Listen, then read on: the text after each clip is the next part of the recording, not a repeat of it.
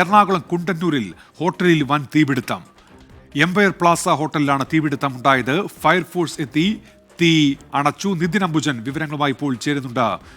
നിതിൻ, തീ പൂർണ്ണമായും അണയ്ക്കാൻ കഴിഞ്ഞിട്ടുണ്ടോ? എന്തൊക്കെയാണ് വിവരങ്ങൾ നിതിൻ?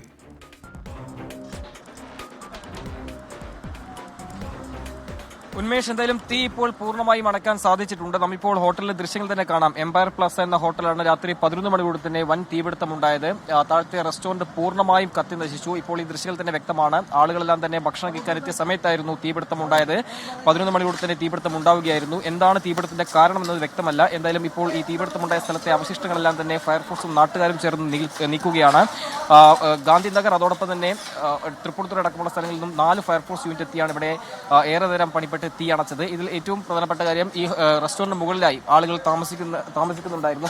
എംപയർ ഹോട്ടലിലെ ആളുകളായിരുന്നു അവിടെ താമസിച്ചിരുന്നത്.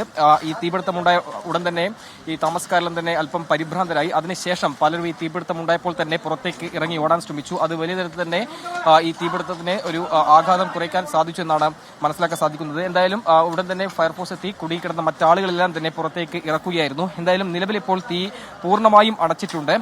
ഈ പൂർണ്ണമായും അടച്ച സ്ഥലത്തിപ്പോൾ ഈ അവശിഷ്ടങ്ങളെല്ലാം തന്നെ നീക്കുകയാണ്.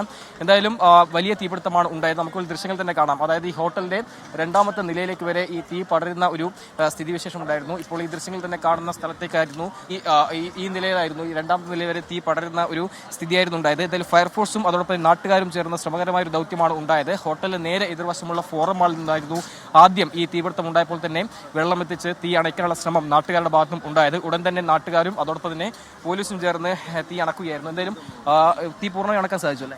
തീ പൂർണ്ണമായിട്ടും ഒരു 15 മിനിറ്റ് കൊണ്ട് തന്നെ അത് പൂർണ്ണമായിട്ട് അണയ്ക്കാൻ സാധിച്ചു.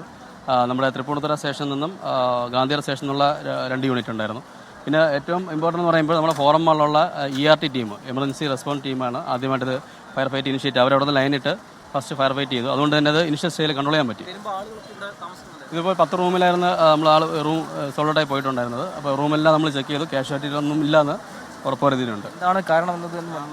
ഗ്രില്ല് നമ്മുടെ അത് ക്ലോസിംഗ് ടൈമിലായിരുന്നുകൊണ്ട് തന്നെ നമ്മുടെ തന്തൂരി ഗ്രില്ല് അവർ പൂർണ്ണമായിട്ട് തീ അണച്ചിട്ടില്ലായിരുന്നു. അവിടെ നിന്നുണ്ടായ ഫയർ ഇനിഷ്യേറ്റ് ചെയ്തിട്ടാണ് ഉണ്ടായത്. തീ എന്നാണ് പ്രാഥമികമായിട്ട് നമുക്ക് അറിയാൻ കഴിഞ്ഞത്.